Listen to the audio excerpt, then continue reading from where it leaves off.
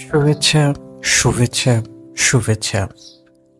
আপনারা শুনছেন মহিউদ্দিন আহমদের বই বেলা অবেলা থেকে ১৯৭২ থেকে ১৯৭৫ বাংলাদেশের অজানা ইতিহাস, শেখ মুজিবের শাসনামল। পর্ব ১১, শেখ মুজিব আওয়ামী লীগ। এখন শুনবেন ১০ম পর্বের পরের অংশ থেকে। পর্ব ১১। শেখ মুজিবের মৃত্যুতে অতি উল্লাসে মিছিল করার ঘটনা ঘটেছিল বরিশাল শহরে। এটি ১৫ই আগস্ট সকালবেলার ঘটনা। বরিশালের ছাত্রলীগ সংগঠক এবং বিএম কলেজ ছাত্র সংসদের সাবেক সভাপতি খান আলতাফ হোসেন ফুলু তার নিজের দেখাই অভিজ্ঞতার বিবরণ দিয়েছেন এভাবে: আমার একটা লাইসেন্স করা পিস্তল ছিল, এটা নিয়েই বের হলাম। তখন সারা শহর নিস্তব্ধ। সদর রোডে তৎকালীন আর্যলক্ষ্মী ব্যাংকের সামনে এসে দেখতে পাই আওয়ামী লীগ নেতা হেমায়েতুদ্দিন আহমেদকে। তিনি আমাকে দেখেই জিজ্ঞেস করলেন, কোথায় যাচ্ছ? আমি বললাম, ছাত্রলীগের সবাইকে খবর দিতে হবে। বঙ্গবন্ধু হত্যার প্রতিবাদে আমাদের রাজপথে নামতে হবে। এরপর বর্তমান সশস্ত্র বাহিনী বোর্ড, যেখানে আওয়ামী লীগ অফিস ছিল, সেখানে গিয়ে দেখি কেশববাবু ও কুট্টি মিয়া মন ভরাক্রান্ত হয়ে বসে আছেন। এরই মধ্যে মনসুরুল আলম মন্টু, মুশফিকুর রহমান, শেখ মোবারক, তরুণদেব, জাহাঙ্গীর কবির নানকসহ নেতাকর্মীরা এসে গেছে। আমরা একটা মিছিল বের করে বিবির পুকুরের দিকে আসতেই পেশকারবাড়ির দিক থেকে একটি বিরাট মিছিল লাঠিসোঁটা নিয়ে এগিয়ে এসে আমাদের উপর হামলার চেষ্টা করে। এই মিছিলের নেতৃত্বে ছিলেন আসম ফিরোজ, আক্কাস হোসেন, শওকত, ফরিদ প্রমুখ। খুনি মোস্তাকের সমর্থকরা আওয়ামী লীগ অফিস ভাঙচুর শুরু করে। বঙ্গবন্ধুর ছবি রাস্তায় এনে ভাঙচুর করতে দেখা যায়। আওয়ামী লীগ অফিসে কেশববাবু ও কুট্টি মিয়া আক্রান্ত হলেন। হামলাকারীরা শহরের যেসব দোকানপাটে বঙ্গবন্ধুর ছবি ছিল সেগুলো টেনে নামিয়ে এনে ভাঙতে শুরু করে। সে সময় জাসদের নেতৃস্থানীয় ব্যক্তিদেরও এদের সঙ্গে হাত মেলাতে দেখা যায়। হামলাকারীদের একাংশ বিএম কলেজ প্রিন্সিপালের রুমে গিয়ে প্রিন্সিপাল এমদাদুল হক মজুমদারকে ধাক্কা মেরে সরিয়ে বঙ্গবন্ধুর ছবি পদদলিত করে। এমনকি এই সমর্থকরা যারা আনন্দ উল্লাস করছিল, তারা হিতাহিত জ্ঞান হারিয়ে সম্পূর্ণ উলঙ্গ হয়ে প্রকাশ্যে গোসল করে খিচুড়ি রান্না করে খেয়েছে। 15ই আগস্টের হত্যাকাণ্ডের আকস্মিকতায় আওয়ামী লীগের নেতাকর্মীরা দিশেহারা হয়ে পড়েছিলেন। ঢাকায় কাউকে প্রকাশ্যে ক্ষোভ জানাতে দেখা যায়নি। পরে জানা যায় ঢাকার বাইরে দু একটা জায়গায় প্রতিবাদ হয়েছিল। এরকম একটি বিক্ষোভের আয়োজন হয়েছিল খুলনা শহরে পিএল কলেজে। এই ঘটনার প্রত্যক্ষদর্শী ছিলেন খুলনার ছাত্রলীগ কর্মী নূর খান। ঘটনাটি তিনি বর্ণনা করেছেন এভাবে: আমি তখন সুন্দরবন কলেজে পড়ি, জাসদ ছাত্রলীগের সঙ্গে যুক্ত। ৭৪-এর ১৭ই মার্চের পর থেকে আমাদের দলের নেতারা আন্ডারগ্রাউন্ডে। ধরপাকড় চলছিল। এর মধ্যে ঘটে গেল 15ই আগস্ট। রাতে গণবাহিনীর দক্ষিণ পশ্চিমাঞ্চলের কমান্ডার কামরুজ্জামান টুকু শহরে এসেছিলেন বলে শুনেছি।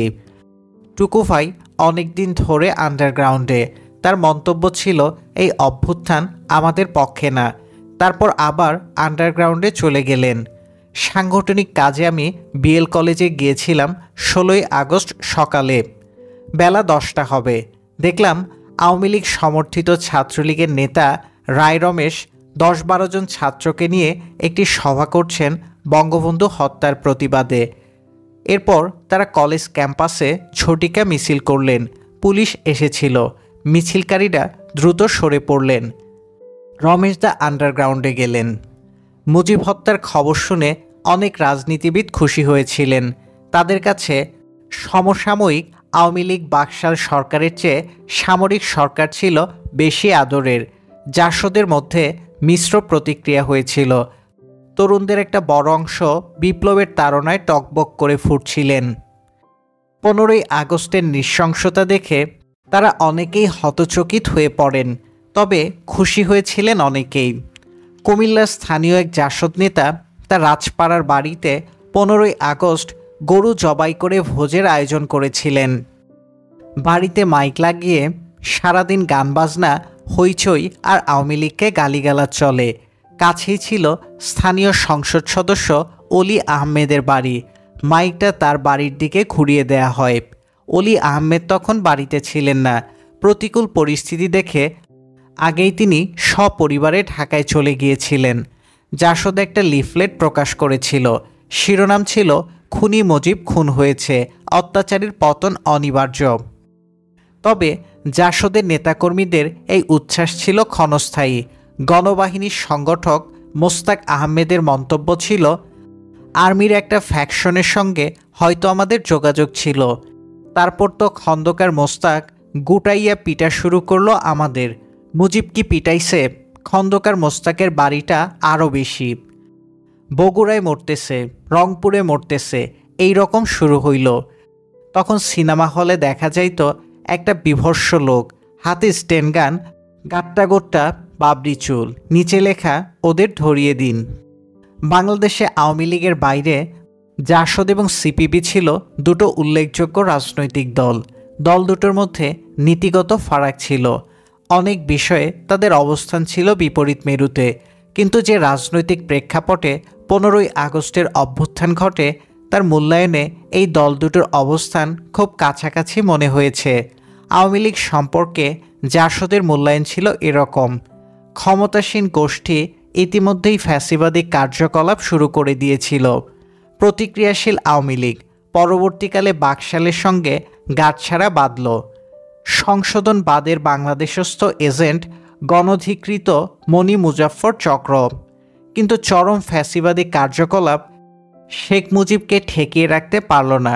বুর্জোয়াদের মধ্যে দেখা দিল অস্থিরতা ও অন্তকন্দল।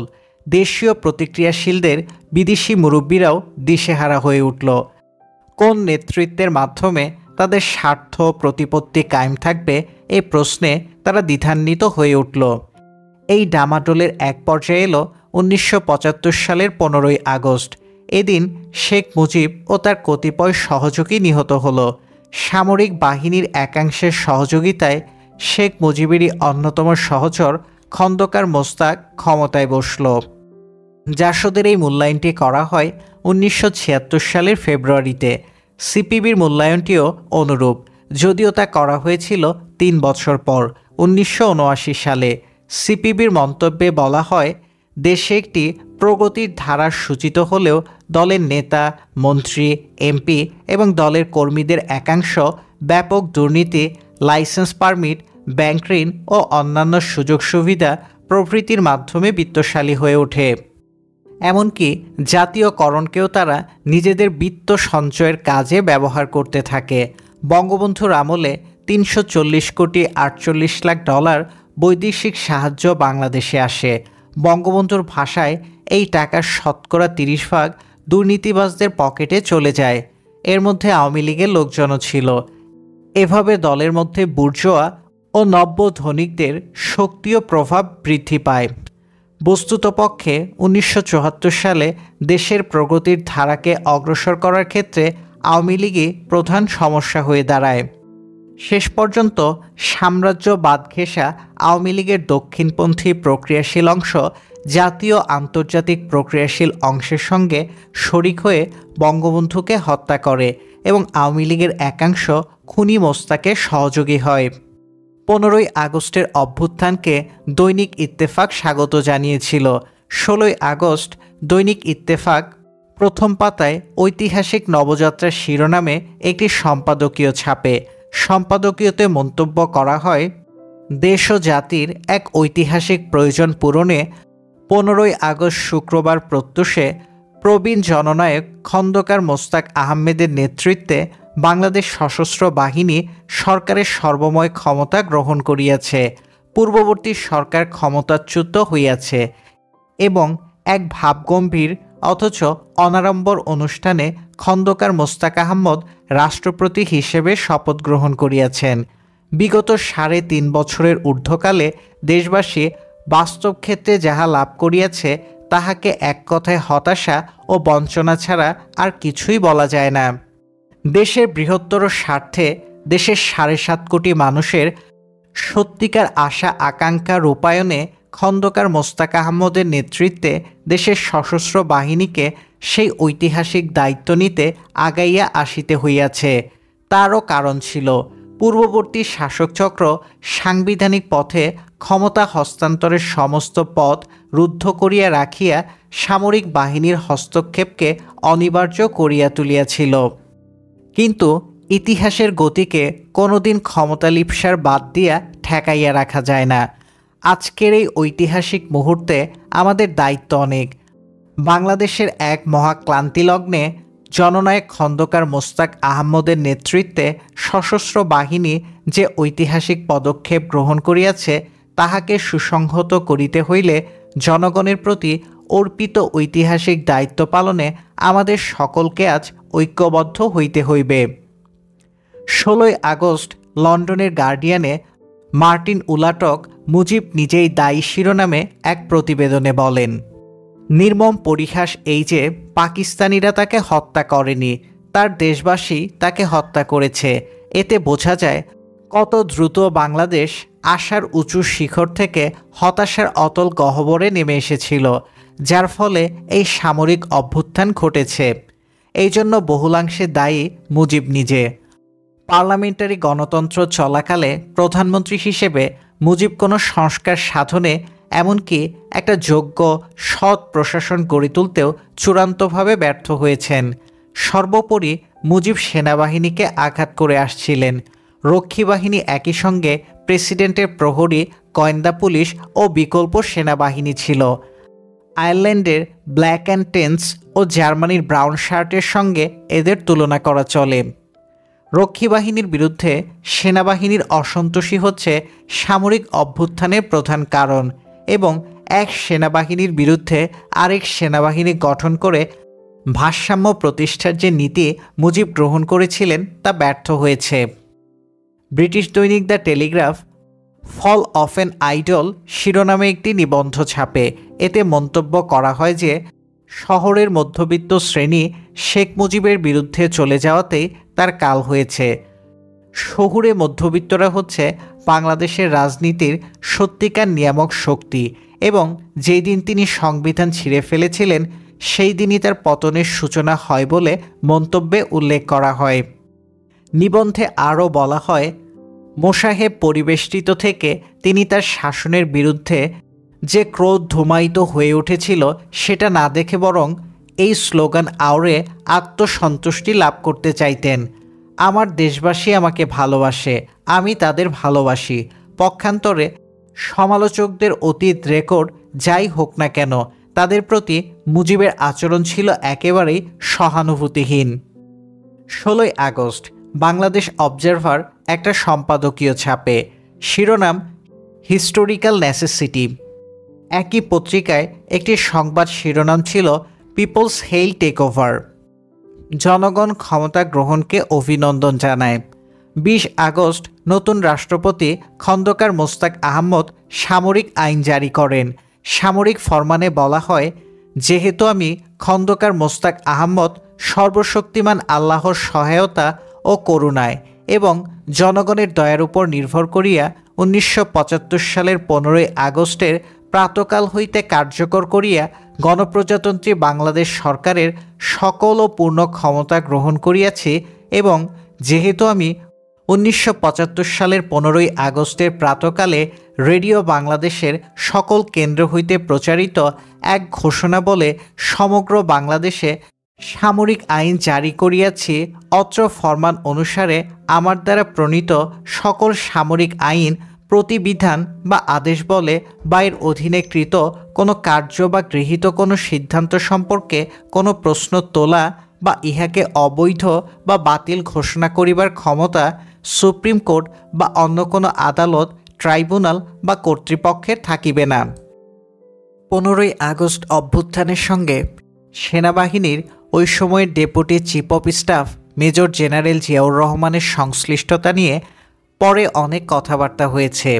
নানা কারণে জিয়ার মনে ক্ষোভ ছিল। তিনি ভেবেছিলেন তাকে সেনাপ্রধান করা হবে। প্রকৃতপক্ষে তাকে সেনাবাহিনী থেকে সরিয়ে দেওয়ার সিদ্ধান্ত হয়েছিল। এতে জিয়া ক্ষুব্ধ হন। ঢাকা সেনানিবাসের station commander lieutenant colonel M A হামিদের বিবরণ থেকে জানা যায়, জিয়াউর রহমানকে রাষ্ট্রদূত করে পূর্ব জার্মানি অথবা বেলজিয়ামে পাঠানোর সিদ্ধান্ত হয়েছিল। জিয়া সেনাবাহিনী ছেড়ে যেতে চাননি। বদলি ঠেকানোর জন্য জিয়া তার কোর্সমেট কর্নেল হামিদের শরণাপন্ন হন। হামিদ জিয়ার বিষয়টি সাইদুর রহমান নামে শেখ মুজিবের আস্থাভাজন একজন প্রভাবশালী মুক্তিযোদ্ধাকে বলেন এবং জিয়াকে তার সঙ্গে পরিচয় করিয়ে দেন। পরে সাইদুর রহমান তোফায়েল আহমেদ ও আব্দুর রাজ্জাককে ধরে জিয়ার সিভিল পোস্টিং ধামাচাপা দেওয়ার ব্যবস্থা করেন। লেখককে দেয়া সাক্ষাৎকারে সাইদুর রহমান বিষয়টি ব্যাখ্যা করেছেন। মংলা পোর্টের general manager captain Nuruddin colonel Hamid সহ আমার কাছে আইল। জিয়াউর রহমানের ট্রান্সফারটা কিভাবে বন্ধ করা যায়। আমি যাইয়া তোফাইল রে বললাম, রাজ্জাক রে বললাম, এই লোকটার স্বাধীনতা যুদ্ধে একটা বিরাট কন্ট্রিবিউশন ছিল, সে আর্মিতে থাকতে চায়, নতুন এই আর্মিটা হইতে আছে, এইখানে তার একটা কন্ট্রিবিউশন আর্মিটারে রিবিল্ড করা। বঙ্গবন্ধু একটা পোস্ট বানাইয়া তারে এইখানে দিছে। একটা মিসআন্ডারস্ট্যান্ডিং হয়তো কোথাও আছে। খালেদ মোশাররফ আসিল, সবসময় জিয়াউর রহমানের এগেনস্টে বলতো। স্বাধীনতা যুদ্ধে তার অবদান, তার প্রতি আমার একটা পার্সোনাল গ্র্যাটিটিউড ছিল, যদিও তার লগে আমার পরিচয় খুব কম। তোফায়েল রাজ্জাক বলল, আমরা যদি এইটা ডাইরেক্টলি বলি, বঙ্গবন্ধু আবার ডিফেন্সের ব্যাপারে এইটা ঠিক না। তোফায়েল বলল, এক কাজ করেন, এইটা আপনি বলেন। আমি রাজ্জাক আর মনসুর আলীর সঙ্গে আলাপ করি। মনসুর আলী তখন হোম মিনিস্টার। আমি গেছি শেখ সাহেবের কাছে, ছাদের ওপর বইসা আছে। গেলাম উপরে, বলল কি? Mujib was taken a bag. উনি চমকে উঠলেন। মুক্তিযুদ্ধের সময় জিয়াউর রহমানের একটা ভালো রোল ছিল, কিন্তু এর যে একটা খারাপ রোল ছিল এইটা শেখ সাহেব জানতো, আমি তো জানতাম না। যেদিন কিলিংটা হইয়া গেল, আমি ফার্স্ট টেলিফোনটা করলাম তোফায়েলকে। তোফায়েল তখন বাসায়। তোফায়েল বলল, আমার বাসার চারদিকে তো আর্মি আছে। সে রাগে রক্ষী বাহিনীর ক্যাম্পে গেছিল। রক্ষী বাহিনীরে অ্যাক্টিভেট না করে সে চলে আসে আর আটকা পড়ে। শেখ মুজিবের কিলিংয়ের সঙ্গে জিয়াউর রহমান ইনভলভ ছিল, এইটা আমার সন্দেহ। জাসদও ছিল। কর্নেল তাহের তো ইনভলভডই ছিল। কর্নেল তাহের থাকলে হাসানুল হক ইনু ওয়াজ ইনভলভড। ইনুরে জিজ্ঞাসা করলে ইনু আমতামতা করে। আর্মির সঙ্গে এরা কিন্তু মোটামুটি ইনভলভ ছিল, ডিস্টেন্টলি হইলেও। অ্যাক্টিভ পার্ট না নিলেও তাদের নলেজ ছিল। আর তাহেরের তো পুরোপুরি সম্মতি ছিল। সেনা কর্মকর্তাদের বেশিরভাগই জিয়াউর রহমানকে সেনা প্রধান হিসেবে দেখতে চেয়েছিলেন। কর্নেল কাজী আহমেদ শফিউল্লাহকে ব্রিগেডিয়ার হিসেবে পদোন্নতি দিয়ে সেনাবাহিনীর চিফ অফ স্টাফ করা হলে অনেকেই মনক্ষুণ্ণ হন। কিছুদিন পরে কর্নেল জিয়াউর রহমানকেও ব্রিগেডিয়ার পদ দিয়ে ডেপুটি চিফ অফ স্টাফের নতুন একটি পদ তৈরি করে তাকে সেখানে বসানো হয়। পরে দুজন একই সঙ্গে মেজর জেনারেল হন। এই পদায়ন নিয়ে সেনাবাহিনীর মধ্যে চাপা ক্ষোভ ছিল। বিষয়টা ঢাকায় ভয়েস অফ আমেরিকার সংবাদদাতা আমানুল্লাহ নজর এড়ায়নি। লেখককে দেয়া সাক্ষাৎকারে তিনি বলেন, আমি নানান কাজে মাঝে মধ্যে ক্যান্টনমেন্টে যেতাম। মেজর হাফিজকে আমি ছোটবেলা থেকেই চিনি। ওর বাবা ডক্টর আজহার উদ্দিন ছিলেন আমাদের হাউস ফিজিশিয়ান। আমার বাবার সঙ্গে বন্ধুত্ব ছিল। ওর মায়ের সঙ্গেও আমার মায়ের খুব ভালো সম্পর্ক। বরিশাল শহরে একই গলির ধারে আমরা একসময় থাকতাম। তো একদিন কি একটা কাজে গিয়েছিলাম ক্যান্টনমেন্টে। ভাবলাম হাফিজের সঙ্গে দেখা করি। ওর বাসায় গেলাম, ক্যাজুয়াল ভিজিট। কথা প্রসঙ্গেও বলল, শফিউল্লাহকে চিফ করা ঠিক হয়নি। শেখ সাহেব ভুল করেছেন। He will be have to pay for it. সশস্ত্র বাহিনীর প্রধান হিসেবে শফিউল্লাহর নিযুক্তির ব্যাপারে প্রথম থেকে অসন্তুষ্ট ছিলেন জিয়াউর রহমান। প্রতিরক্ষা প্রতিমন্ত্রী নুরুল ইসলাম চৌধুরী একথা জিয়াউর রহমানের মুখ থেকেই শুনেছেন অনেকবার। জিয়ার সঙ্গে তার ব্যক্তিগত সম্পর্ক ছিল অত্যন্ত হৃদ্রতাপূর্ণ। এক সাক্ষাৎকারে তিনি বলেন, স্বাধীনতা লাভের পর খসড়া সংবিধান প্রণয়ন কমিটির সদস্য হিসেবে নাখালপাড়ার এমপি হোস্টেলে আমি প্রায় ৬-৭ মাস অবস্থান করেছিলাম। তখন জেনারেল জিয়া প্রায়ই দুঃখ করে বলতেন, মুক্তিযুদ্ধে তার অবদানের যথাযথ মূল্যায়ন হয়নি। জেনারেল শফিউল্লাহ ব্যাসমেট হলেও কৃতিত্বের দিক থেকে তিনি ওপরের দিকে ছিলেন। তাই সশস্ত্র বাহিনীর প্রধানের পদটি তারই পাওয়া উচিত ছিল। পদাতিক বাহিনীর কাঠামো বিন্যাস নিয়ে একদিন আমি প্রতিরক্ষার সচিব মুজিবুল হক, জেনারেল শফিউল্লাহ এবং জিয়ার সঙ্গে আলোচনাকালেই খবর পাই, বঙ্গবন্ধু শফিউল্লাহকে ৩ বছরের মেয়াদ শেষ হলে আরও ৩ বছরের জন্য সেনাবাহিনীর প্রধান নিযুক্ত করেছেন। এটা জানার পর জিয়াউর রহমান অত্যন্ত বিপর্যস্ত হয়ে পড়েন। তিনি আমার অফিসে এসে আমাকে তার পদত্যাগপত্র গ্রহণ করতে বলেন। প্রতিরক্ষার সচিব মুজিবুল হককেও বিষয়টি জানান। আমি জিয়াউর রহমানকে ২-১ দিন অপেক্ষা করতে বলি এবং বিষয়টি বঙ্গবন্ধুকে জানাই। সেদিন বঙ্গবন্ধু খুবই রেগে গিয়ে বলেন, তুমি এখনই তার পদত্যাগপত্র গ্রহণ করে আমার কাছে পাঠিয়ে দাও। তুমি জানো না, জিয়া অত্যন্ত উচ্চাভিলাষী। সে অনেককে দিয়ে বাকশালের সদস্য হওয়ার জন্য আমার কাছে সুপারিশ করেছে। সে ধৈর্য ধরতে জানে না। আমি এখন সশস্ত্র বাহিনীর প্রধানদেরই সদস্য করেছি, পরে হয়তো তাকেও করব। এ কথা শোনার পর আমি বঙ্গবন্ধুকে বললাম, পদাতিক বাহিনীর কাঠামো বিন্যাসের জন্য জিয়াকে আমার আরও কিছুদিন দরকার। ১ সেপ্টেম্বর ১৯৭৫ তার পদত্যাগপত্র গ্রহণ করে আপনার আদেশের জন্য পাঠিয়ে দেব। এতে বঙ্গবন্ধু সম্মত হলেন। বঙ্গবন্ধুর সঙ্গে কথোপকথনের সব কিছু না বলে আমি জিয়াউর রহমানকে জানালাম যে শফিউল্লাহর নিযুক্তির ব্যাপারে বর্তমানে কিছুই করতে চান না রাষ্ট্রপতি। আমি সেনাবাহিনীর কাঠামো বিন্যাস চূড়ান্ত করার জন্য পদত্যাগের আগ পর্যন্ত জিয়ার কাছ থেকে সহযোগিতা কামনা করে বললাম, আগামী ১ সেপ্টেম্বর তার পদত্যাগপত্র গ্রহণ করা হবে। এতে জেনারেল জিয়া সম্মত হন। ১৫ই আগস্টের নৃশংস হত্যাযজ্ঞ ঘটার ২ দিন আগে সেনাবাহিনীর প্রধান মেজর জেনারেল শফিউল্লাহ সেনাবাহিনীর জন্য কিছু ষড়যন্ত্র আঁচ করতে পেরে আমাকে অবহিত করেছিলেন। আমরা বিষয়টি নিয়ে বঙ্গবন্ধুর সঙ্গে আলোচনা করি। বঙ্গবন্ধু মনে হয় সামরিক গোয়েন্দা বিভাগের প্রধানের কাছ থেকে এর কিছু আভাস পেয়েছিলেন। ডিজিএফআই প্রধান ও আমার সঙ্গে আলোচনা করে বঙ্গবন্ধু শফিউল্লাহকে প্রয়োজনীয় ব্যবস্থা নিতে বলেছিলেন, কিন্তু কেন কোনো ব্যবস্থা নেওয়া হলো না বা সম্ভব হয়নি তা আমার এখনও অজানা। এর ২-৩ দিন পরই ঘটে এদেশের ইতিহাসের নৃশংসতম হত্যাযজ্ঞ। সেনাবাহিনীতে ক্ষোভ ছিল। সেনাবাহিনীর উপপ্রধান জিয়াউর রহমান নিজেও ক্ষুব্ধ ছিলেন। তিনি এ ব্যাপারে অনেকের সঙ্গেই কথা বলেছিলেন, এমনকি ভারতীয় দূতাবাসও বাদ যায়নি।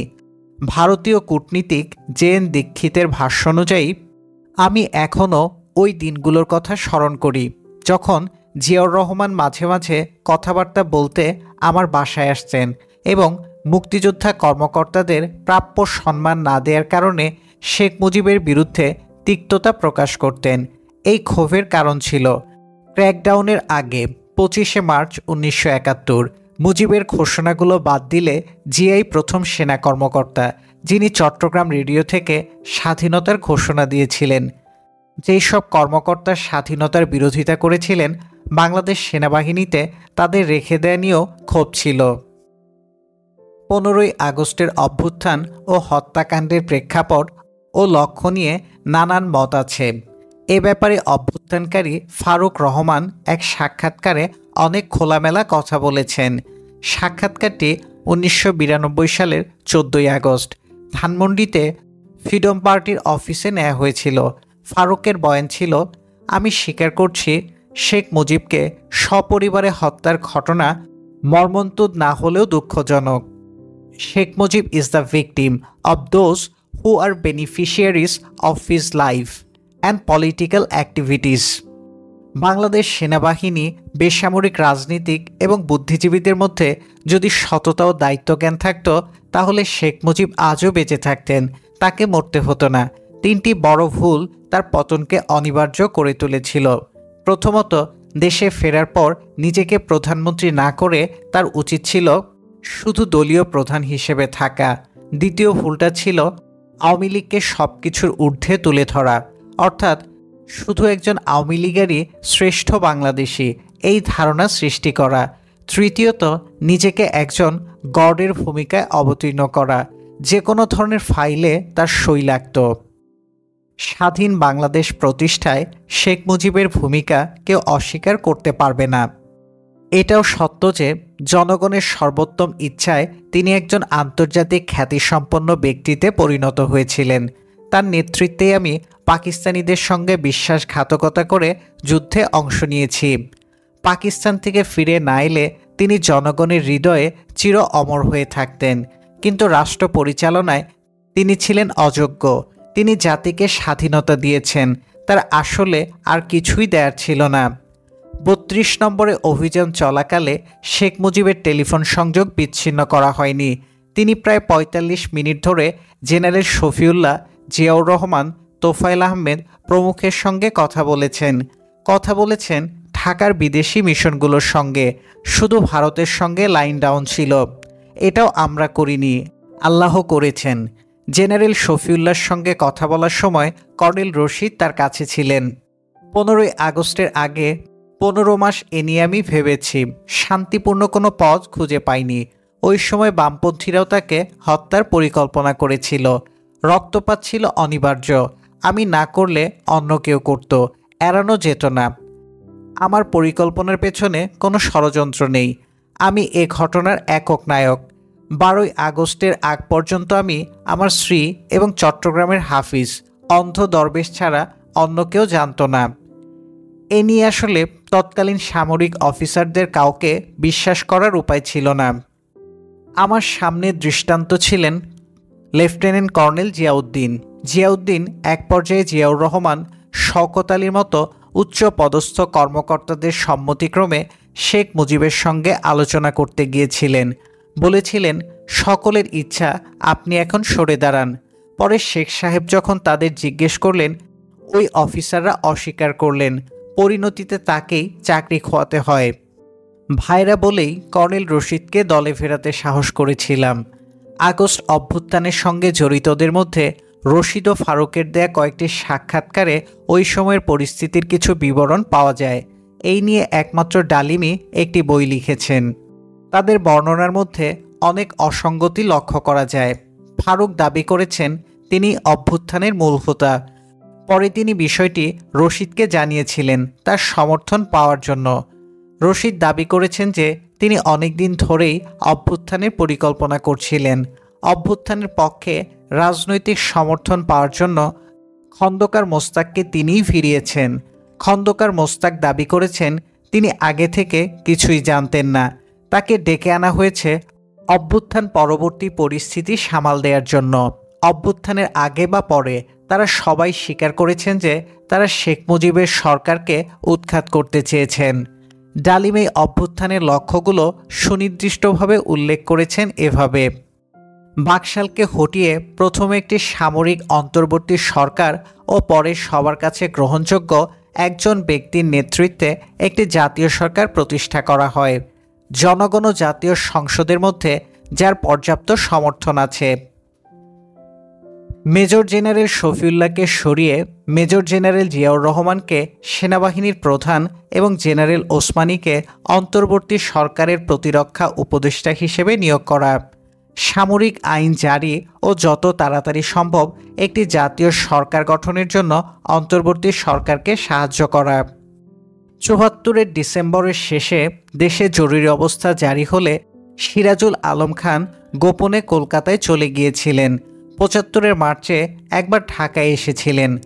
কয়েকদিন পর তিনি আবার কলকাতায় চলে যান। 15ই আগস্টের পর তার ঘনিষ্ঠ সহযোগী জাসদ সমর্থিত ছাত্রলীগের সাহিত্য সম্পাদক রায়হান ফিরদাউস মধু কলকাতায় যান। ছাত্রলীগের সভাপতি আফম মাহবুবুল হক বাংলাদেশের পরিস্থিতি সম্পর্কে সিরাজুল আলম খানকে ব্রিফ করার দায়িত্ব দিয়েছিলেন তাকে। মধু কলকাতায় পৌঁছে ৩-৪ দিন পর ভবানীপুরের রাজেন্দ্র প্রাসাদ রোডে চিত্তরঞ্জন সুতারের বাড়িতে সিরাজুল আলম খানের দেখা পান। চিত্ত সুতার স্বাধীনতার আগে থেকেই কলকাতায় থাকতেন এবং ভারত সরকারের সঙ্গে শেখ মুজিবরের যোগাযোগের একটি মাধ্যম হিসেবে কাজ করতেন। মুক্তিযুদ্ধের সময় তার বাড়িটি ছিল মুজিব বাহিনীর যোগাযোগের কেন্দ্র। 1973 সালের নির্বাচনে চিত্তসুতার বরিশালের একটি আসন থেকে আওয়ামী লীগের টিকেটে জাতীয় সংসদের সদস্য হলেও থাকতেন কলকাতায়। মাঝে মাঝে ঢাকায় আসতেন। মধুর মনে হয়েছিল সিরাজ ভাই খুবই কনফিউজড। তার সঙ্গে আলোচনা করে মধু বাংলাদেশের পরিস্থিতি, জাসদের ভূমিকা এবং চীনের কমিউনিস্ট পার্টির সঙ্গে একটা সম্পর্ক তৈরির প্রয়োজনীয়তা ব্যাখ্যা করে ইংরেজিতে একটি চিঠির খসড়া তৈরি করেন। এরপর মধু গেলেন দিল্লি। সেখানে বাংলাদেশ হাইকমিশনের তৃতীয় সচিব ছিলেন মোহাম্মদ কামাল উদ্দিন। তিনি ঢাকা বিশ্ববিদ্যালয় ছাত্রলীগের সাবেক সভাপতি এবং মুহসিন হল ছাত্র সংসদের সাবেক সভাপতি 1970 থেকে 72। কামাল উদ্দিন বললেন চিঠিটা তিনি দিল্লির চীনা দূতাবাসে পৌঁছানোর ব্যবস্থা করবেন। কোন পরিস্থিতিতে সামরিক অভ্যুত্থান ঘটে তা নিয়ে অনেক একাডেমিক আলোচনা আছে। শুধু ষড়যন্ত্র তত্ত্ব দিয়ে বিষয়টি বোঝা যাবে না। মোটা দাগে 3টি কারণ নির্দিষ্ট করা যায়। 1. সিদ্ধান্ত গ্রহণ প্রক্রিয়ার কেন্দ্রিকতা। ওপর থেকে নিচ পর্যন্ত কর্তৃত্বের পরম্পরা, শৃঙ্খলা, সংহতি, জাতীয়তাবোধ এবং কৃচ্ছতা সামরিক বাহিনীতে এক ধরনের মনস্তত্ত্ব তৈরি করে, যা তাদের দেশপ্রেমহীন লুটেরা এবং দুর্নীতিবাজ রাজনীতিকদের কবল থেকে দেশকে রক্ষা করতে উৎসাহিত করে। 2. রাজনৈতিক ব্যবস্থার দুর্বলতা, যেমন রাজনৈতিক প্রতিষ্ঠানের নড়বড়ে অবস্থান, বৈধতা নিয়ে প্রশ্ন, নিচুমানের রাজনৈতিক সংস্কৃতি, এসব কিছু সামরিক বাহিনীকে রাজনীতির মঞ্চে টেনে আনে। 3. সামরিক বাহিনীর মধ্যে দ্বন্দ্ব, উপদলীয় চক্র, গোষ্ঠীগত স্বার্থ ও কারো কারো ব্যক্তিগত উচ্চাকাঙ্ক্ষা সামরিক হস্তক্ষেপের সুযোগ করে দেয়।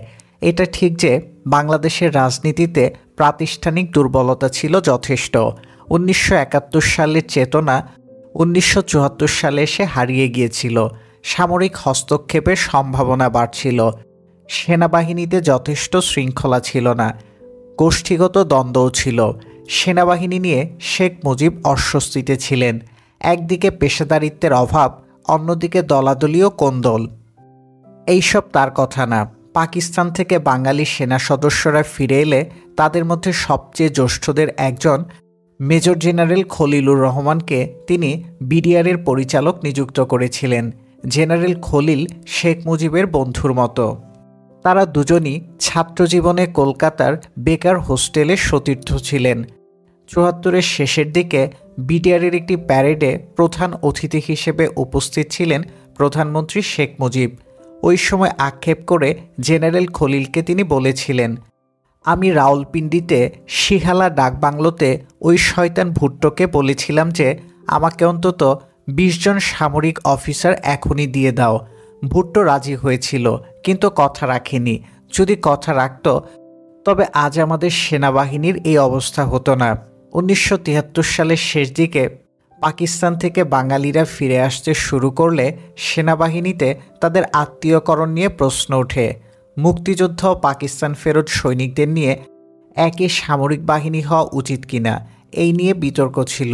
মুক্তিযোদ্ধা কর্মকর্তাদের দ্রুত কয়েক ধাপ পদোন্নতি দেয় পাকিস্তান ফেরত অনেক জ্যেষ্ঠ কর্মকর্তার অপেক্ষাকৃত জুনিয়রদের অধীনে কাজে যোগ দিতে হয়। মুক্তিযুদ্ধ ও পাকিস্তান ফেরত এই বিভক্তির ফলে সেনাবাহিনীতে বিভেদ ও বিদ্বেষ গড়ে ওঠে। লেফটেন্যান্ট জেনারেল খাজা ওয়াসিউদ্দিনকে জেনারেল ওসমানী সেনাপ্রধান করতে চেয়েছিলেন। শেখ মুজিব ও অন্যান্য সিনিয়র আওয়ামী লীগ নেতারাও একজন সিনিয়র অফিসারের হাতে সেনাবাহিনীর ভার দিতে চেয়েছিলেন। এ অবস্থায় কিছু তরুণ কিন্তু প্রভাবশালী মুক্তিযোদ্ধা, সামরিক কর্মকর্তা ও অসামরিক নেতা জোরালোভাবে প্রতিবাদ করেন এবং শেখ মুজিবকে সিদ্ধান্ত বদল করতে বাধ্য করেন। পরবর্তীতে আওয়ামী লীগ নেতা আব্দুর রাজ্জাক ও তোফায়েল আহমেদের সঙ্গে আলাপের সূত্র ধরে জেনারেল খলিলের দেয়া বিবরণে জানা যায়, সেদিন তোফায়েল ও রাজ্জাক আলোচনা প্রসঙ্গে আরও বলেছিলেন, খলিল ভাই, আরেকটা মারাত্মক ভুলও আমরা করেছি। প্রধানত জিয়াউর রহমানের নেতৃত্বে কিছু সামরিক অফিসারের প্ররোচনা। এদের সঙ্গে করে নিয়ে গিয়েছিলাম বঙ্গবন্ধুর কাছে। বলেছিলাম, জেনারেল ওয়াসি সেনাবাহিনীর প্রধান হতে পারেন না। সেনাবাহিনীর প্রধান হবেন একজন বাঙালি ও মুক্তিযোদ্ধা। জেনারেল ওয়াসি বাঙালি নন। মুক্তিযুদ্ধে জেনারেল ওয়াসির অবদানের কথা এবং তার জন্য তার ব্যক্তিগত ত্যাগের কথা তুলে ধরেছিলেন বঙ্গবন্ধু, কিন্তু আমরা মানিনি। অবশেষে অত্যন্ত অনিচ্ছায় তিনি রাজি হলেন। শফিউল্লাহ ও জিয়াউর রহমানকে মেজর জেনারেল পদে উন্নীত করে তাদের সেনাবাহিনীর প্রধান ও ডেপুটি প্রধান নিযুক্ত করলেন। আমি সেই দিন তাদেরকে আরও প্রশ্ন করেছিলাম, যদি ওয়াসিকে সেনাবাহিনীর প্রধান করা হতো তবে কি ইতিহাস অন্যরকম হতো না? তাদের উত্তর ছিল নিঃসন্দেহে। ওয়াসি ছিলেন ইংরেজ আমলের নিয়মতান্ত্রিক ধারার সৈনিক। নিয়মতান্ত্রিকতা ছিল তার রক্তে। দুদিনের মধ্যেই তিনি পুরো সেনাবাহিনীকে বিশৃঙ্খল মুক্ত করে তাকে একটি সুশিক্ষিত সংগঠনে পরিণত করতেন। নানা কারণে সামরিক বাহিনীর প্রায় সবাই ছিলেন ভারত বিরোধী। তারা মনে করতেন তারা ৭১-এ কাজ শেষ করার পর ভারতীয় বাহিনী সেফ ঢুকে পড়েছে। যুদ্ধের পর পাকিস্তানি বাহিনীর ফেলে যাওয়া উন্নতমানের সব অস্ত্রশস্ত্র ভারত নিয়ে যাওয়ায় সেনাবাহিনীর মধ্যে ক্ষোভ ছিল। ভারত বিরোধী মনোভাব ক্রমে মুজিব বিরোধিতায় রূপ নেয়। সেনাবাহিনীর লোকেরা মনে করত তারা অবহেলার শিকার। প্রধানমন্ত্রীর পুত্র শেখ জামাল যুক্তরাজ্যের স্ট্যান্ডহার্স্ট থেকে 4 মাসের একটা সংক্ষিপ্ত কোর্স শেষ করে ঢাকায় ফিরে এলে তাকে সেনাবাহিনীতে নিয়োগ দেওয়া হয়। তাকে গুরুত্বপূর্ণ একটা পদে বসানো হবে বলে গুঞ্জন ছিল। সরকারি প্রশাসনের মতো সামরিক বাহিনীকেও বাকশালের নিয়ন্ত্রণে আনা হবে বলে প্রচার ছিল। যখন অভ্যুত্থান হলো, দেখা গেল যে ব্যক্তিগতভাবে ক্ষুব্ধ কয়েকজন সেনা কর্মকর্তা মাত্র ১৪০০ সৈন্যের সমর্থন নিয়ে একটা সরকারের পতন ঘটিয়েছিল। অভ্যুত্থানটি ছিল আচমকা, দ্রুত এবং নৃশংস। ভারতের সঙ্গে গোপন চুক্তি নিয়ে দেশে অনেক হইচই হয়েছে। ডক্টর কামাল হোসেন এ প্রসঙ্গে মন্তব্য করে বলেন, দেশের মধ্যে কোনো গোপন চুক্তি ছিল না, যদিও এ নিয়ে অনেক প্রচার ছিল। অভ্যুত্থানকারীরা পরে পররাষ্ট্র দপ্তরে গিয়ে গোপন চুক্তির খোঁজ করেছিল, সেটা আর পাওয়া যায়নি। পাকিস্তান আমলে সম্ভাব্য শত্রুর আক্রমণের বিরুদ্ধে পূর্ব পাকিস্তানের কোনো প্রতিরক্ষা ব্যবস্থা ছিল না। ৬ দফায় শেখ মুজিব পূর্ব পাকিস্তানের জন্য আলাদা মিলিশিয়া বাহিনী গঠনের প্রস্তাব দিয়েছিলেন। বাংলাদেশ স্বাধীন হওয়ার পর তিনি ওই পথে হাঁটেননি, বরং সনাতন ধারার সেনা, নৌ ও বিমান বাহিনী প্রতিষ্ঠা করেছিলেন। আবার জাতীয় রক্ষী বাহিনী তৈরি করে তাকে সেনাবাহিনীর দৃষ্টিতে একটা প্রতিপক্ষ হিসেবে তুলে ধরেন। এর ফল হয়েছিল নেতিবাচক। ১৯৭৩ সালের শেষে পাকিস্তান থেকে সেনাবাহিনীর আটকে পড়া বাঙালি সদস্যরা ফিরে এলে শেখ মুজিব তাদের অবসরে পাঠাতে বা অন্য কোথাও নিয়োগ দিয়ে পুনর্বাসন করতে পারতেন, কিন্তু এটা না করে তিনি তাদের প্রায় সবাইকে সামরিক বাহিনীতে নিয়ে নেন। মুক্তিযুদ্ধে অংশ নেওয়ার পুরস্কার হিসেবে সামরিক বাহিনীর মুক্তিযোদ্ধা সদস্যরা চাকরিতে 2 বছরের সিনিয়রিটি পেয়েছিলেন। পাকিস্তান প্রত্যাগত সেনা কর্মকর্তাদের অনেককেই তাদের জুনিয়রদের অধীনে যোগ দিতে হয়েছিল, ফলে সামরিক বাহিনীতে তৈরি হয়েছিল দ্বন্দ্ব। শেখ মুজিব সামরিক বাহিনীতে এক ধরনের ভালোবাসা ও ঘৃণার সম্পর্ক তৈরি করলেন। একটি স্বচ্ছ প্রতিরক্ষা নীতি তৈরি করতে না পারার কারণে শেখ মুজিবের বিরুদ্ধে অভ্যুত্থানের প্রেক্ষাপট তৈরি হয়েছিল। তিনি প্রায়ই বলতেন, আমার সেনাবাহিনী, কিন্তু সেনাবাহিনীর মধ্যে ছিল অবহেলা আর বঞ্চনার ক্ষোভ। শেখ মুজিবের বিরুদ্ধে তার দলের মধ্যে ষড়যন্ত্র হয়েছে বলে অভিযোগ আছে। স্বাভাবিকভাবেই অভিযোগের তীরটি খন্দকার মোস্তাকের বিরুদ্ধে। অধ্যাপক তালুকদার মনিরুজ্জামানকে দেয়া এক সাক্ষাৎকারে খন্দকার মোস্তাক বলেছিলেন, অভ্যুত্থানের ব্যাপারে তিনি কিছুই জানেন না। মেজররা শেখ মুজিবকে হত্যা করার পর তার সঙ্গে যোগাযোগ করলে তিনি তাদের অনুরোধে রাষ্ট্রপতির দায়িত্ব নেন, কেননা সরকার গঠনে বিলম্ব ভারতীয় হস্তক্ষেপের সুযোগ করে দিত। এ ব্যাপারে সাবেক রাষ্ট্রপতি মোহাম্মদুল্লাহ, যিনি খন্দকার মোস্তাক সরকারের উপরাষ্ট্রপতি হিসেবে যোগ দিয়েছিলেন, তিনি বলেন, আজকে মোস্তাক সাহেব দৃঢ়ভাবে জানিয়েছেন যে তিনি বঙ্গবন্ধু হত্যার সঙ্গে জড়িত নন, কেবল ঘটনাচক্রের শিকার।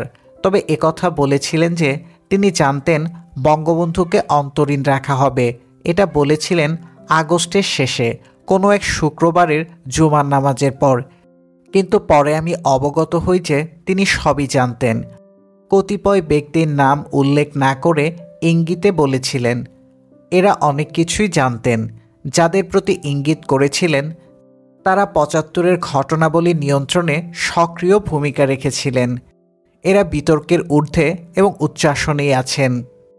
শেখ মুজিবের প্রতি মোস্তাকের প্রচণ্ড ক্ষোভ ছিল, তা উঠে এসেছে সাংবাদিক আমানুল্লাহর ভাষ্যে। মোস্তাক প্রকাশ্যে কখনো শেখ মুজিবের সমালোচনা করেনি, তবে তিনি নিজেকে অবহেলিত এবং অবদমিত মনে করতেন। মোস্তাকের শ্বশুর ফকির সাহেব একসময় বরিশালের এসডিও ছিলেন।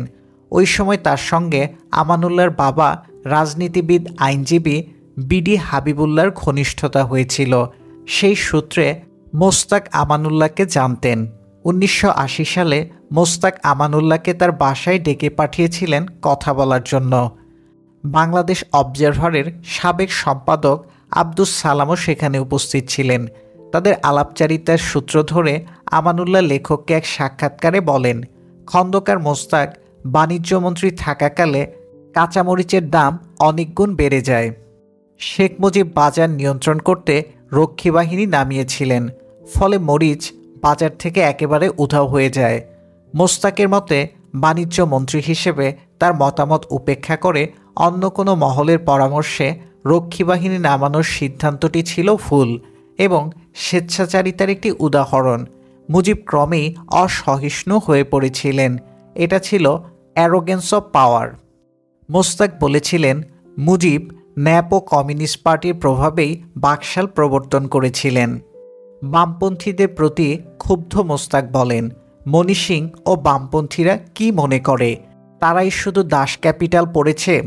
দাস ক্যাপিটাল আমরাও পড়েছি, তবে তারা কমিউনিস্ট হয়েছে, আমরা হই নাই। তারা যেন মনে না করে আমরা বুঝি সমাজতন্ত্র বুঝি না, আমরাও বুঝি, তবে তাদের ওই ধরনের সমাজতন্ত্র চাই না। খন্দকার মোস্তাক আহমদ যে একজন বিশ্বাসঘাতক একথা 15ই আগস্টের আগে কেউ বলেননি। আওয়ামী লীগের মধ্যে নেতৃত্বের কোন্দল ছিল, কিন্তু দলের কেউ মুজিব হত্যার ষড়যন্ত্রে অংশ নেবে এটা ঘুণাক্ষরেও কেউ ভাবেনি। মুজিব পরিবারের জীবিত 2 সদস্য, তাদের 2 মেয়ে শেখ হাসিনা এবং শেখ রেহানা, তখন ব্রাসেলসে বাংলাদেশের রাষ্ট্রদূত সানাউল হকের অতিথি হিসেবে ছিলেন। মুজিব হত্যার খবর প্রচারিত হওয়ার পর এক মুহূর্তেই তাদের পৃথিবীটা বদলে গেল। সানাউল হক শেখ মুজিবের 2 কন্যাকে যেন তাড়াতে পারলেই বাঁচেন। ওই সময় জার্মানিতে বাংলাদেশের রাষ্ট্রদূত ছিলেন হুমায়ুন রশিদ চৌধুরী। 16ই আগস্ট সন্ধ্যায় হাসিনা রেহেনা জার্মানিতে পৌঁছে রাষ্ট্রদূতের বাড়িতে আশ্রয় নেন। হুমায়ুন রশিদ চৌধুরীর ভাষ্যে জানা যায়, এক পর্যায়ে হাসিনা জানতে চাইল কে এই ঘটনার নায়ক। আমি বললাম, রেডিও রিপোর্ট থেকে শুনেছি খন্দকার মোস্তাকের কথা। হাসিনা কোনো মতেই বিশ্বাস করতে রাজি নয়। সে বলেছিল তা কি করে হয়। আব্বার সঙ্গে মোস্তাক চাচা কত ঘনিষ্ঠ, পরিবারের একজন সদস্যের মতো। তিনি এই জঘন্য হত্যাকাণ্ডে জড়িত হতে পারেন না। ব্রাসেলসে বাংলাদেশের রাষ্ট্রদূত সানাউল হককে শেখ মুজিব স্নেহ করতেন। অনেকের অমতে তিনি তাকে রাষ্ট্রদূত করেছিলেন। হুমায়ুন রশিদ চৌধুরীর অনুরোধ সত্ত্বেও তিনি তার বাড়িতে হাসিনা রেহেনাকে আশ্রয় দেওয়া তো দূরে থাকুক, জার্মান সীমান্তে পৌঁছে দেওয়ার জন্য তাদের গাড়ি দিয়েও সাহায্য করতে অস্বীকার করেন। হুমায়ুন কবির চৌধুরী গাড়ি পাঠিয়ে তাদের আনার ব্যবস্থা করেন। সানাউল হক পরে ঢাকায় বঙ্গবন্ধু পরিষদের সদস্য হয়েছিলেন। মুজিব হত্যায় দেশি বিদেশি ষড়যন্ত্র নিয়ে অনেক লেখাজোখা হয়েছে। এ প্রসঙ্গে সন্দেহের তীর মার্কিন যুক্তরাষ্ট্রের দিকেই তাক করা হয়। 1971 সালের ঘটনা প্রবাহ এবং মুক্তিযুদ্ধ যুক্তরাষ্ট্রের অস্বস্তির কারণ হয়েছিল। নিক্সন প্রশাসন এবং নিক্সনের জাতীয় নিরাপত্তা উপদেষ্টা হেনরি কিসিঞ্জার পাকিস্তান সামরিক জান্তার পক্ষ নিয়েছিলেন। বলা চলে যুক্তরাষ্ট্রের ইচ্ছার বিপরীতেই বাংলাদেশের জন্ম হয়েছিল। যুদ্ধ পরবর্তী সরকার সমাজতন্ত্রকে অন্যতম রাষ্ট্রীয় মূলনীতি হিসেবে ঘোষণা করে সোভিয়েত ইউনিয়নের সঙ্গে সখ্য গড়ে তুলেছিল। বিষয়টি মার্কিন প্রশাসন সুনজরে দেখেনি। খন্দকার মোস্তাকের মার্কিন ঘেঁষা মনোভাব কোনো লুকোনো ব্যাপার ছিল না। আগস্ট অভ্যুত্থানে মার্কিন যুক্তরাষ্ট্রের সরাসরি সংশ্লিষ্টতা কিংবা পরোক্ষ মদত ছিল বলে অনেকেই ধারণা করেন। এ প্রসঙ্গে অধ্যাপক এমাজউদ্দিন আহমেদের মূল্যায়ন হল, 15ই আগস্টের অভ্যুত্থানকে ঘিরে ষড়যন্ত্রের নানান তত্ত্বের সত্যতা যাই থাকুক না কেন, বাস্তবতা হলো এই যে প্রায় সকল অভ্যুত্থান অভ্যন্তরীণ ঘটনাবলী ও ক্ষমতার দ্বন্দ্ব থেকে উদ্ভূত হলেও বাইরের শক্তির উৎসাহ পাওয়া বা না পাওয়ার উপর নির্ভর করে এর সফলতা বা ব্যর্থতা। মুজিব পরবর্তী সরকারগুলোর সাফল্য যুক্তরাষ্ট্রের সাহায্যের উপর নির্ভরশীল ছিল এবং বাংলাদেশের সঙ্গে যুক্তরাষ্ট্রের উষ্ণ সম্পর্ক তৈরি করতে আগস্ট অভ্যুত্থান গুরুত্বপূর্ণ ভূমিকা রেখেছে। সরকারের নানান কার্যকলাপ, বিশেষ করে রক্ষী বাহিনীর অত্যাচার মানুষকে এতটাই ক্ষুব্ধ করেছিল যে সাধারণ মানুষ মনে মনেই অবস্থা থেকে পরিত্রাণ চাইছিল। রক্ষী বাহিনীকে দলীয় স্বার্থে ব্যবহার করা হতো। আওয়ামী লীগের স্থানীয় নেতারা তাদের ব্যক্তিগত বিরোধকে কাজে লাগিয়ে প্রতিপক্ষের বিরুদ্ধে রক্ষী বাহিনী লেলিয়ে দিত। এই রকম একটা উদাহরণ পাওয়া যায় রক্ষী বাহিনীর উপপরিচালক আনোয়ারুল আলমের বর্ণনায়। বরিশালের আওয়ামী লীগ নেতা আমির হোসেন আমু ও আবুল হাসনাত আবদুল্লাহ কোনো একটা গ্রামে কিছু লোকের কাছে বেআইনি অস্ত্র আছে এই অভিযোগ করেন। আনোয়ারুল আলম যথাস্থানে গিয়ে বাড়ি তল্লাশি করে জানতে পারেন যাদের বিরুদ্ধে অভিযোগ তারা একেবারে নিরীহ লোক। জমি সংক্রান্ত বিরোধ বা অন্য কোনো কারণেই তাদের বিরুদ্ধে মিথ্যা অভিযোগ করা হয়েছে। আলম বুঝতে পারেন রক্ষী বাহিনীর অল্পবয়সী সদস্যদের ব্যবহার করে আওয়ামী লীগের স্থানীয় অসৎ নেতারা গ্রামের মানুষের মধ্যকার বিবাদ থেকে ফায়দা লুটতে চায়। এতে দুর্নাম হয় রক্ষী বাহিনীর। আনোয়ারুল আলমের বর্ণনা থেকে জানা যায়, বরিশালের সাধারণ মানুষের উপর, বিশেষ করে সংখ্যালঘুদের উপর কী পরিমাণ নির্যাতন হয়েছিল তা বোঝা গিয়েছিল যেদিন বঙ্গবন্ধুকে সপরিবারে হত্যা করা হয় সেই দিন। দেশটা ছিল নীরব, নিথর, স্তব্ধবাক। কিন্তু বরিশাল শহরে কয়েক হাজার লোকের স্বতঃস্ফূর্ত আনন্দ মিছিল বের হয়েছিল। তবে সেটা বঙ্গবন্ধুকে হত্যা করা হয়েছে বলে নয়, তারা আনন্দ মিছিল বের করেছিলেন বরিশালের নির্যাতনকারীদের হাত থেকে তারা রক্ষা পেয়েছেন ভেবে। অভ্যুত্থান ও হত্যাকাণ্ডের খবর শুনে অনেকেই হতচকিত হয়ে পড়েছিলেন। যারা ঢাকার বাইরে ছিলেন তারা ঘটনার আকস্মিকতায় কী করবেন বুঝে উঠতে পারছিলেন না। ওই সময়ের একটি বিবরণ পাওয়া যায় বাংলাদেশ সেনাবাহিনীর তরুণ ক্যাপ্টেন শচীন কর্মকারের কাছ থেকে। শচীন সেনাবাহিনীতে কমিশন পান 1971 সালে মুক্তিযুদ্ধের সময়। 74-এ কুমিল্লা সেনানিবাসে তার পোস্টিং হয়। ওই সময় কুমিল্লার ব্রিগেড কমান্ডার ছিলেন কর্নেল মাসরুর হক, পরে ব্রিগেডিয়ার। তাকে রাষ্ট্রপতির মিলিটারি সেক্রেটারি করা হলে কর্নেল আমজাদ আহমদ চৌধুরী পরে major general Comilla brigade commander নিযুক্ত হন। 15ই আগস্ট ও তার পরের কয়েকদিনের ঘটনার বিস্তারিত বর্ণনা দিয়েছেন শচীন কর্মকার। আমি ছিলাম মূল ক্যান্টনমেন্টের মেইন ম্যাসে, যেটাকে বলে ডিফ ম্যাস। পরের রুমটায় থাকত আর্টিলারি নুরুল ইসলাম। রিপাট্রিয়েশন যখন হয়ে যায় তখন রুমের স্কেয়ারসিটি হয়ে যায়। আমার রুমে ভাগে পড়লেন আমার কোম্পানির অফিসার হামিদুল হোসেন বীর বিক্রম। সকালবেলা বাথরুমে প্যারেডে পিটিতে যাব, 6টা 6:30 হবে। ওই সপ্তাহে আমি ছিলাম গ্যারিসনের ডিউটি অফিসার। আমাদের রুমে হিটার টিটার গিজার নাই, শাওয়ার অনেক উপরে। আগের দিনের বিল্ডিং ঝপঝপ শব্দ হয়। হামিদুল চিৎকার করছে, আমি শুনি নাই। তারপর দরজায় লাথি মাইরা বলল, স্যার ভাঙে ফেলব। বাধ্য হইয়া কল বন্ধ করতে হইল। ভাঙবা? কি কারণে ভাঙবা? কয় যে শেখ সাহেব মারা গেছে। টাওয়েল পেঁচাইয়া কোনো রকমে বাহির হইলাম। আমারে বিশ্বাস করার জন্য রেডিওটা জোরে ছাইরা দিল। শুনলাম আমি মেজর ডালিম বলছি। গলাটা চিনি, আমাদের সঙ্গে কুমিল্লা ক্যান্টনমেন্টে ছিল। তাড়াতাড়ি কাপড় পইরা আমার সিওরে ফোন করলাম। সিও ছিলেন সৈয়দ আব্দুল হান্নান। সুনামগঞ্জ বাড়ি। বললেন, ইউনিফর্ম পরে তাড়াতাড়ি চলে আসো। ব্যাটালিয়নে পৌঁছতে আমার সিও চলে আসলো। গ্যারিসন ডিউটি অফিসারের আলাদা একটা ফোন থাকে, হটলাইনে সব ক্যান্টনমেন্টে কথা বলার জন্য। মেজর আবেদ সিলেটে বিডিআরের সেক্টর কমান্ডার। বললাম, স্যার আপনি পিলখানায় বলেন। Every 1 hour he use to give me a call. আমিও ঢাকায় আমার হটলাইনে স্টেশন হেডকোয়ার্টার, MS ব্রাঞ্চ সবখানে, যেখানে আমার এক্সেস আছে ফোন করলাম। যখন কনফার্ম হয়ে গেলাম যে অ্যাসাসিনেশন হ্যাজ রিয়েলি হ্যাপেন্ড, তখন আমরা ডিপ্লয়মেন্ট করলাম। দেখলাম 12 থেকে 13 জন সোলজার পালাইয়া গেছে। আতঙ্ক যখন শুনেছে বর্ডারে ভারতীয় সেনাবাহিনী আসছে, একটা রিউমার আমাদের সেনাবাহিনীর অনেককে ডেজার্ট করলো।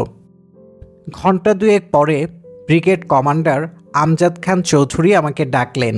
বললেন, যদি সম্ভব হয় তাহলে বিবির বাজার আমাদের কাছেই কুমিল্লা বর্ডারে দেখো যে ভারতীয় সেনাবাহিনী কতদূর অগ্রসর হইছে এবং তারা আসলে সীমান্ত অতিক্রম করবে কি করবে না। ফিল্ড ইন্টেলিজেন্সের আতিককে বললাম, চলো যাই। আমরা ইউনিফর্ম খুইলা সিভিল ড্রেস পরলাম, একটা স্মাগলারে ধরলাম। এতদিন পিটাইতাম, এখন স্মাগলার হইলাম। গিয়া দেখলাম যে ডিপ্লয়মেন্ট আছে, সতর্ক অবস্থা। দূর থেকে ফরমেশন দেখা বুঝতে পারলাম 2-1টা সাজোয়া গাড়ি আছে, হালকা আর্টিলারি। মনে হইল একটা ব্যাটালিয়ন প্লাস একটা ব্রিগেড পর্যন্ত মুভমেন্ট আছে। আমরা 5-6টার মধ্যে ব্যাক কইরা আসলাম। সন্ধ্যায় একটা স্টাডি পিরিয়ড টাইপের মিটিং ডাকলেন আমজাদ সাহেব, ফলোড বাই ডিনার। আমরা কি দেখলাম এটা বললাম। বিভিন্ন লোক, কেউ লড়কে লেঙ্গে পাকিস্তান, ভারতীয় সেনাবাহিনীর কি আছে, আমরা তো এইসব। আবার কেউ বলল, আমরা ভারতীয় বাহিনীর কাছে প্রতিযোগিতায় কিছুই না, এইসব বিভিন্ন রকম কথায়। সবাই জিজ্ঞেস করলো, as a commander what is your instruction to us. উনি একটা চমৎকার ইংরেজি বলেছিলেন, যেটা আমার সারা জীবন মনে থাকবে। The mere presence of Indian army at the site of the border is enough threat for this information. I will not put my unarmed soldier in front of armed tank. Rather I will follow their instruction. এই ধরনের কোনো ইমপ্রপোর্শনের যুদ্ধের কথা আমি বলতে পারি না। যুদ্ধ কোনো সলিউশন না, এটা কূটনৈতিক সলিউশনের মাধ্যমেই যা কিছু হইতে হবে এবং সেটা পলিটিক্যাল নেতারাই করবে। আমাকে জিজ্ঞেস করলো, আমার জায়গায় তুমি হলে কি করতাম? বললাম, এই 2টার মধ্যে একটাও করতাম না। বলতাম, ইউনিফর্ম খুইলা লুঙ্গি পইরা আর্মস আর এমিনেশন নাও, বাড়িতে চইলা যাও। বললেন, তাতে কি লাভ হইতো? বললাম, অন্য কিছু না করে প্রতিরোধ যুদ্ধ, গেরিলা যুদ্ধ করার জন্য বলতাম। না হইলে কমসে কম ডাকাতি করতাম। ডাকাতি করলে ইন্ডিয়ান আর্মি থাকতে পারবে না, আইন শৃঙ্খলা নিরাপত্তা বিঘ্নিত হবে। আসাম উলফা, ওদের অনেক সমস্যা আছে। বাঙালি তো সুস্থ থাকতে পারে না, ডাকাতি টাকাতি করবে। শান্তিরক্ষী বাহিনী আসবে, সভারেন্টি রক্ষা করার কাজ কিছু একটা হবে স্যার। জাতিসংঘ আসলে তো আমার সভারেন্টি কায়রা নিবে না। বললেন, it is a notorious idea, never thought of. এই হইল 15ই আগস্টে আমার অভিজ্ঞতা।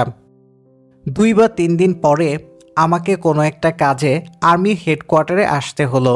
আর্মির গাড়ি দেখলে সবাই রাস্তা থেকে দৌড় দেয়। মোটামুটি একটা আরামের মধ্যে আসলাম। ক্যান্টনমেন্টে ঢুকেই ফার্স্ট থিং যেটা আমার কাছে সিগনিফিক্যান্ট মনে হয়েছে যে দেশে একটা ডাকাত পড়ছে। মনে হইল লুটেরার রাজত্ব। রেডিও অফিসে দেখলাম চেনাশোনা একটা অফিসার, নাম বলা ঠিক হবে না, কোনো এক আওয়ামী লীগ নেতার আত্মীয়, ক্যাপ্টেন, কিছুদিন আগে চাকরিচ্যুত হইছে। সে দেখি যে ইউনিফর্ম পইরা ওখানে আছে। বলল যে বৃহত্তর কিছু অর্জন করতে হইলে ক্ষুদ্র কিছু স্বার্থ ত্যাগ করতে হয়। ওখানে আমার বন্ধু ছিল একটা, ডেপুটি ডাইরেক্টর আপেল মাহমুদ। তো আপেলের ওইখানে ঢুকলাম, সিঙ্গারা খাইলাম। ও আবার সব পক্ষের লোক, আমাদের যেমন প্যানিক আছে ওর নাই। পিয়ন চা আনতে দেরি করলো, বাহির হইয়া তারে পিটান দিল, সুইট ঝাড়ি দিল, ঊর্ধ্বতে গালি দিল, দেরি হচ্ছে কেন আনতে। আমি ইউনিফর্ম পরা, ঘাতকদের একজন না হইয়া যাই। ওর আচরণে আরও ভয় পাইয়া গেলাম। কোনো রকমের সিঙ্গারা টিঙ্গারা খাইয়া মানে কাইটা পড়লাম। আর্মি হেডকোয়ার্টারে আইসা দেখলাম যে আমাকে তো রিপোর্ট করতে হবে লগ এরিয়াতে। দেখলাম সিচুয়েশন কন্ট্রোলে, কে দায়িত্বে আছে বোঝা যায় না। এটা একটা স্বাস্থ্যকর সিচুয়েশন না আমার জন্য। সিজিএস খালেদ মোশাররফকে দেখলাম এক নজর। উনি আমারে ইশারা করলেন থাকতে। ওনার সঙ্গে আমার একটা বিশেষ সম্পর্ক ছিল।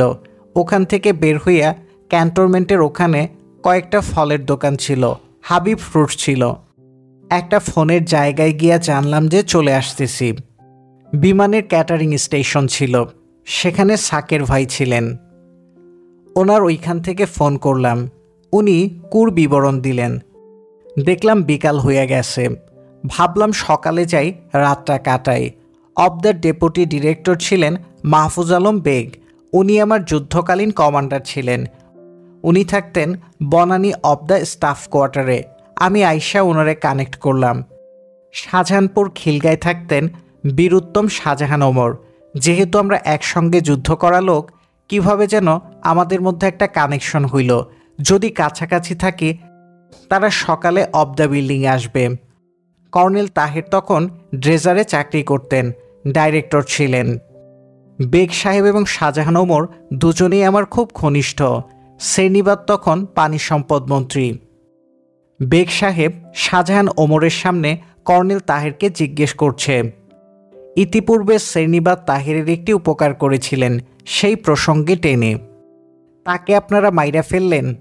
তাহের বললেন, কই, তাকে তো মারার কথা না। বেগ সাহেব আমারে বলেছে, শাহজাহান ওমর আমার ঘনিষ্ঠ লোক। বলল, বুঝছিস, কাদের মারার কথা 15ই আগস্ট। তুই তাহলে জানতিস। একেবারে ইনস্ট্যান্ট শাহজাহান ওমরের উক্তি। আমি বুঝে নিয়েছি যে তাহের জানত। দে আর পার্ট অফ ইট। এবং গণবাহিনীর ব্যাপারটা, তাহের তো গণবাহিনীর লিফলেট দিতেন সেনাবাহিনীতে। আমি লিফলেট পড়েছি। তাদের পেনিট্রেশন এরকম। আবার ডিজিএফআই তাদের পেনিট্রেশন।